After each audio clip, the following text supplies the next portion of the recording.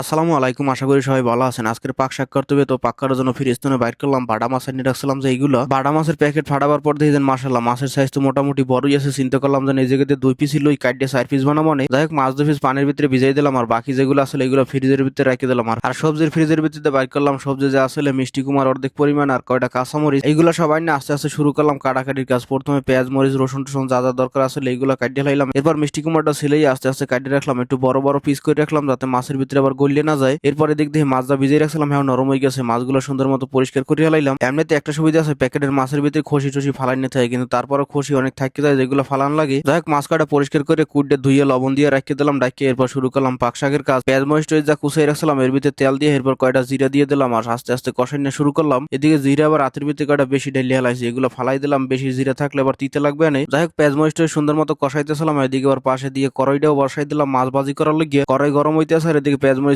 কষাই নেকা শেষ হয়ে গেছে। ভিতরে হলুদ মরিচ মশলাপাতি যা যা দেওয়ার দরকার আসলে সবকিছু দিয়ে দিলাম। এরপর মাছ যে কাটে লবণ দিয়ে রাখছিলাম এগুলো সুন্দর করে ধুই হেলাইলাম, আর ধোয়ার কাজ শেষ করে হলুদ দিয়ে মাখাই হেলাইলাম। এদিকে দেখি তেলও গরম হয়ে গেছে, হলুদ দিয়ে সুন্দর মতো মাখাইয়ে এরপর আস্তে আস্তে মাছ কয় পিস দিয়ে দিলাম কড়াইয়ের উপরে। ভাড়া মাছটা একদম হালকা করে ভাজি করতে হবে, বেশি ভাজি করলে লাগবে না একদম কাঠের মতো, এই জন্য আস্তে করে আগুন কমাই দিলাম। যাই হোক, এদিকে মাছ আস্তে আস্তে ভাজি থেকে ওইদিকে মশলাপাতি হাও কষাই নেকার শেষ। ভিতরে সুন্দর করে মিষ্টি কুমার কয় পিস দিয়ে দিলাম। মিষ্টি কুমার দিয়ে আগুন কমাই ডাকিয়ে দিলাম, আর এদিকে মাছ কয় পিস যা আসলে হাও ভাজা কাজ শেষ হয়ে গেছে। সুন্দর মতো উল্লেই আর এক ফির ভাজি করে হেলাইলাম। আর মাছ ভাজি করে রাখার পর দেখেছেন মিষ্টি কুমারের ভিতরে পানি দিয়ে আসলে হাও টাইনি গেছে, সুন্দর করে পানি দিয়ে জল বানাই দিলাম। এরপর বলো কোটার পরে মাছ দিয়ে দেবো। মানে কয়েকদিন আগে যে কইছিলাম ভিডিওর ভিতরে আমার দুনিয়াগুলো পচে যায় খালি, তো একজন আবার ডিএম করে দুনিয়া কিমনে রাখতে হবে এই রাহার পদ্ধতি পাঠাই দিয়েছে। তো এই জায়গায় দেখতেছিলাম যে একটা ডিব্বার ভিতরে একটা ডিম দিয়ে দুনিয়া রাখিয়ে দিলি নষ্ট হইবে না। তো চিন্তা করলাম আজকের আমি এই পদ্ধতিতে রাখবো, দেখুন কয়দিন থাকে। যাই হোক, এদিকে তরকারি পানির ভিতরে বলো কুটে গেছে, পানি গরম হয়ে গেছে। এরপর সুন্দর মতো ভাজি করা মাছ কয় পিস দিয়ে দিলাম। এরপর আইলাম ধনিয়া পাতা জানিয়ে রাখছি, এই জায়গাতে কিছু আলাদা করে রাখলাম আজকের তরকারির ভিতরে দেওয়ার জন্য। আর বাকি যে আসলে এইগুলো একটা ডিব্বার ভিতরে সুন্দর মতো সাজাই রাখলাম, আর ভিতরে একটা ডিম দিয়ে দিলাম। ধনিয়াগুলো মোছার দরকার নাই, কারণ এগুলো আগে থেকেই শুকনো আছে। এবার ডিব্বাটা আটকাই সুন্দর মতো রাখিয়ে দিলাম ফ্রিজের ভিতরে, দেখি কয়দিন থাকে। এদিকে তরকারি হয়ে গেছে, ধনিয়া যা কুচাই রাখছিলাম উপরে সুন্দর মতো দিয়ে দিলাম। যাই হোক, তরকারি তো পাক করা শেষ, বাসায় রাখিলাম। এদিকে পেঁয়াজে গন্ধে দেখি গন্ধ হইতেছে, পচা পচা পেঁয়াজগুলো সব লই চলে এলাম কিচেন রুমে, যেন এগুলো বাইসে রাখতে হইবে। শুক্রবার যে পেঁয়াজ কিনে আনছিলাম বড় বস্তা আনি না, এই জন্য যেন পচে যায়, কিন্তু ছোট বস্তা আনলাম এর ভিতরেও দেখি পচে যাইতেছে। যাই হোক, যা ভালো আছে এগুলো সুন্দর মতো বাইসে রাখিয়ে দিলাম, আর যা পচে গেছে সব দিলাম ডাস্টবিনে ফেলাইয়া। আর এই পেঁয়াজ পচার কারণে পেঁয়াজের জায়গায় রাহি রুমের ভিতরে এই জায়গায় নিচে আবার ছোট ছোট তেলা পোকার বাচ্চা হয়ে গেছে। প্রথমে এইগুলো ঝাড়ু দিয়ে ফালাই দিলাম, ঝাড়ু দিয়ে ফালাম কি লাড়া দেওয়ার পর দেখেন পুরো রুমের ভিতরে দৌড়দৌড়ি শুরু করে দিয়েছে। সুন্দর মতো পুরো রুমটার ভিতরে ঝাড়ু দিয়ে দিলাম। এইসব কাম করতেছিলাম, এদিকে যে আমার ভাত রান্তে হইবে হার কথা মনে নেই। এদিকে 12টা বাজে গেছে, তাড়াতাড়ি করে 2 পাট চাল ধুয়ে এনে বয় দিলাম। যাই হোক, এবার করে আস্তে আস্তে ভাত হয়ে যেত। এদিকে গোসলের কামড়া সারি, এই গোসল টোসল দিয়ে তেল পানি মাথায় দিলাম, আর কিছুক্ষণ পর দিয়ে ভাত হয়ে গেছে, বই পেলাম খাওয়া দাওয়ার লাগিয়ে। আর বাটা মাছ আর মিষ্টি কুমারের তরকারি মাসাল্লাহ যেই স্বাদ হয়েছে কইয়ে বোঝানো যাইবে না,